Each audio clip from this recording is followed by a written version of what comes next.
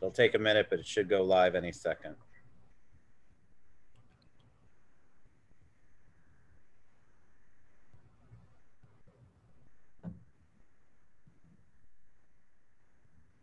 All right, it looks like we are live. I'm live with Jim Quinlan.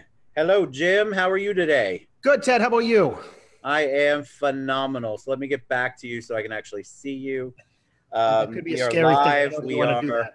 We are dealing with the insanity that's going on in the world, and here we are. We're going to do live. And Jim, you reached out to me after I put something on Facebook about let's try to help small businesses, and you're definitely one of those. Absolutely. So we want to hear about something new, studio, but we want to hear about you first. So tell us a little bit about you. Oh man. Give you the 30,000-foot overview anyway. I think like a lot of us, I'm not a native Floridian. Go figure.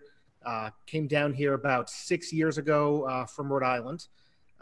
Tired of the life up north and everything that it involves. Kind of tired of my face hurting when I went outside. And I didn't want to live in that place. Too cold. Yeah. Did you always not like the cold weather, or just that you got older? No, I never liked the cold weather. Never liked the outdoor winter sports. Just a gloomy, depressing thing to do. People can never believe I've never skied, but sure enough, I'm all set with that. It's not that. What's funny is I grew up in New Jersey till I was 11, New Jersey, New York, and I only skied on trips, like school trips we did. I didn't really learn how to ski. It's just a funny thing. We didn't do that. More of my Floridian friends grew up skiing.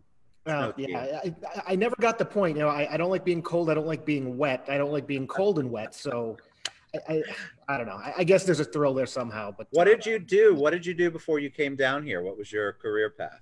So I went to school. My degree's in theater arts and elementary ed.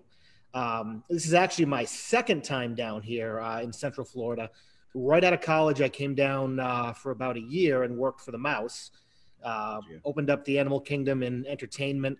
And then after about a year, realized it kind of had to get a big boy job. And for some reason, went back home up to Rhode Island. I'd started managing restaurants just to keep myself going. Working in restaurants through college, and then as I got out and got back home, got into management. And the career path all kind of came back to developing people and performing. So I kind of went down into the corporate learning and development realm. That way, just instead of teaching little kids, I was teaching big kids who really not, the adults who really aren't that different than some of the little kids. Not different at all, Jim. No, not at all. I had done that for years. I was with Sonic Drive-In when we made the move down here, and traveling all over the country on the road. Probably 40 weeks out of the year. And as long as I was near an airport, I could live wherever I wanted. So we said, well, it's time. Let's get back down to Florida where we can finally be happy.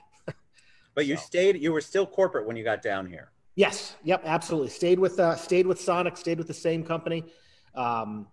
And just started living the Florida life instead. So, all right, but you made a big change. I did. And so actually just a few months back, we decided it would be a great idea. So, my passion, like I said, has always been in the arts, in the theater, and decided to open up something new studio. Over the course of my life, I always have these kind of big, crazy ideas.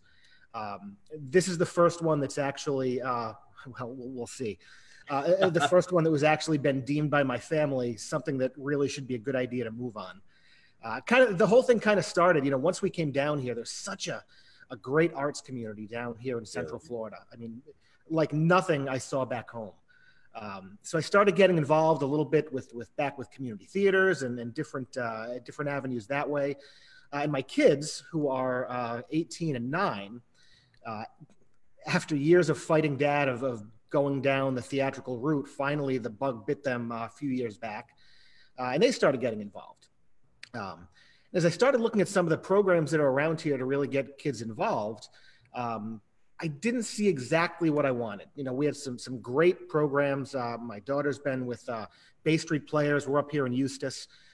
So great program there. My son and daughter both took part in their programs. Auda's program was great. But all these pay-to-play programs, I thought the one thing that was missing was kind of the education piece behind it, learning that craft a little bit differently. And as I started talking to some other folks within the community here, that seemed to be the case for a lot of different arts. So I started thinking maybe it's time to try something different, to take a little bit of a different spin on it. Something new? Go figure, huh? I get it now, Jim. Okay, I'm with you. And so really the mission of the studio, what we're all about is exactly that, is getting people in our community who have never tried a particular form of the arts before, number one, to try it, but also number two, and I'm not sure if this is more important or as important, but to teach it. One of the cool things and visions that we have for the studio here is that folks who have a passion for whatever their art du jour, art of choice is, be everything from improv to burlesque dancing. They've got a place to teach their classes here at Something New Studio. And we've got a ton of local partners, local artists who are just waiting to make this happen here.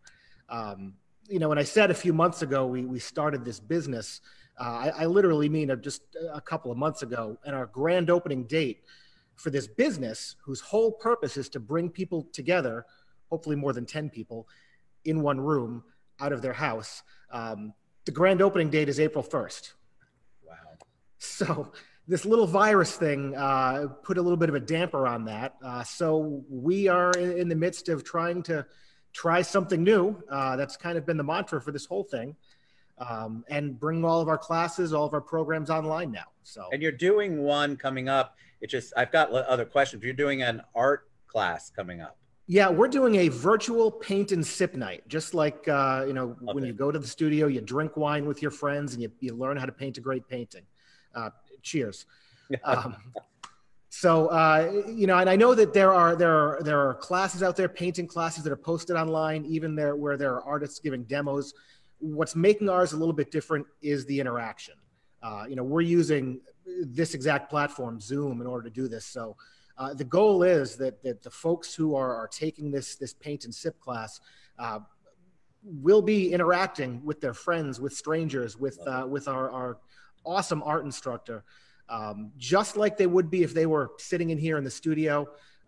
We are either offering pickup or porch delivery for local residents for all the supplies. So we get you those supplies. You don't have to. What a great idea. I didn't think about that. Okay. Absolutely. Otherwise I figure it's just, it's something anybody can do. But if we're going to make sure that you're having the true experience, we want to give you everything. So I love that. What is your goal for this next couple of weeks? You've got the art class. Are there other classes that are going on? You're going to host a happy hour. We were talking about happy hours earlier, virtual happy hours, guys. Yeah. What are your plans for the upcoming weeks? What are you doing different? What are you doing new that you've really had to? We've all had to figure out how to adapt. So I will tell you, it's, as you know, it's still the ball is still constantly in motion. We have 2 of these paint classes coming up in the next 2 weeks. We've just put the framework together and launched 3 different theater programs. All for kids at this point. The goal of all the classes is for all ages, but being this fluid situation, we've got to pick and choose where we go. So, in addition to the art right now, I have 2 virtual drama clubs, one for kids middle school and high school age, and the focus of that is the old time radio play. So just like I love that idea. That's cool. Yeah. Just like any of the other theater programs around, we're going to get these kids together. We're going to Zoom virtually rehearse, and we're actually going to perform somehow. I think I know how we're working it out, but we'll find out as we get a little bit closer. It's out there. It's ready to go. I'm hoping it works. We are going to perform a show, stream that show with the kids all in their own homes in safety. So we're doing that both for one group is middle school, high school. One group is elementary school, ages 3 to 5. So all about the radio play. And then I'm also doing a high school intensive program, same kind of concept, but basically I've dropped the price to the bare minimum I can for that one because my son is a senior in high school. Very involved in his high school theater program. And, because of this, him and other kids are missing out on their senior year productions. So I wanted to put something together specifically for high school kids, specifically, again, with that educational mindset behind it. So there is a monologue play, excuse me, that we're going to be performing with that one. Same kind of thing, all done virtually, recorded, and then recorded and streamed. And the kids and the parents will also get a recording of that, a digital recording of that production. So we're trying to keep it as real as we can, as if this wasn't happening. We're trying to figure out how you do an online improv class. We're trying to figure out dance classes. I've got a great partner who does a big performing arts dance company. So we're trying to figure it all out. It's all coming, and little by little, we're releasing them out onto our website. How do people get in touch with you? What's the best way? So a few different ways. The website is always open. That is Something New Studio FL, as in Florida.com. We are on Facebook and Instagram at Something New Studio FL. So, we would love all the support, all the followers, all the artists we have who would love to be a part of this to reach out to this. Oh, I'll tell you one cool thing I forgot to mention with the high school thing, talking about artists coming out. Over the course of my career, life, whatever you want to call it, I've performed in different places around the country. I, with some other great folks out of Orlando here, go up to the land of Oz in North Carolina every year to perform in the fall. So I've got some great connections that I've made. And with this high school intensive thing, we're actually bringing in for that class, 6-week program, we're bringing in some of these working actors from around the country into these Zoom calls to mentor these kids one-on-one, work with them on their monologue program. So just a little value add to show that the world's not so small anymore. You're thinking outside the box. We don't even have a box anymore, right? You have to think outside it. All right, I have to ask, since you've shared the contact information already, yeah, you're a theater guy. So what is your talent? What's your gift? What's your thing? Oh man. So I you notice I'm not a working actor professionally. So that may answer the question about talent or gift, but I'm an actor. I can sing with an incredibly limited range. There are about 4 notes that I can nail, and they're beautiful. But between acting and improvising, that's kind of my sweet spot. Well, I won't put you on the spot now, but we're working with, there's a hashtag, Making Art Heals Hearts. And so everybody's doing if you're anything art, it could be singing, it could be dancing, it could be painting. But a lot of the local community is following that hashtag. Awesome. So if you have one and you do one later, I won't put you on the spot now. Thank you. Make sure you tag me in it. And absolutely, I can personally send it to you. Teresa Smith 11 with Central Florida Vocal Arts. Yep.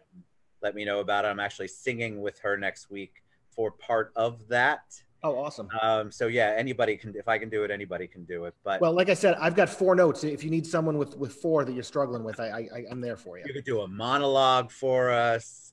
You could do something cool, and then they're just trying to get it out. But that would be great. We'd tag you all over the place. Oh, absolutely. You're a joy, man. Thank you so much.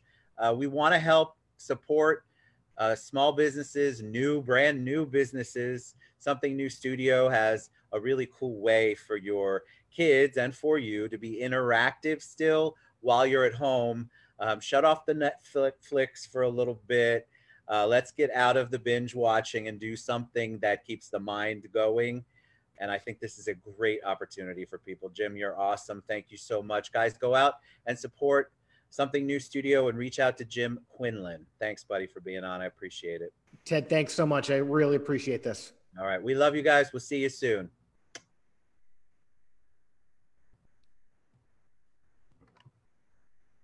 And there we go.